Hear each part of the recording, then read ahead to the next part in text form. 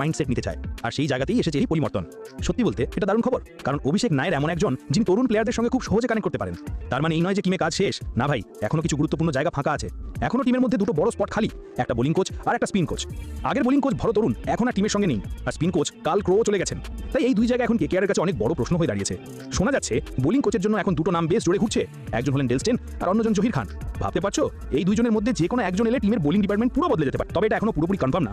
অনেকেই বলছে টিম হয়তো এবার একদম চমকে দেওয়া না মানবে, যেটা কেউ ভাবেও নি। যেমন কিছুদিন আগে অশোক ডিন্ডার নাম শোনা গিয়েছিল, তখন অনেকে হাসাহাসি করেছিল, কিন্তু মনে রেখো কেকেআর সবসময় সারপ্রাইজ দিতে ভালোবাসে, তাই কিছুই অসম্ভব না।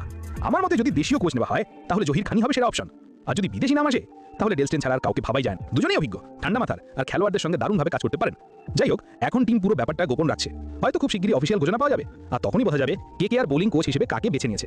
তোমাদের কি মনে হয় কে হওয়া উচিত কেকেআর এর নতুন বোলিং কোচ? নিচে কমেন্ট করে জানিয়ে দিও। আর হ্যাঁ, ভিডিওটা ভালো লাগলে একটা লাইক দিতে ভুলে যাও না, শেয়ার করে দিও তোমার বন্ধুদের সঙ্গে, আর যদি নতুন হয়ে থাকো তাহলে চ্যানেলটা সাবস্ক্রাইব করে রাখো, কারণ এমন ফাস্ট ক্রিকেট আপডেট তোমরা এখানেই পাবে।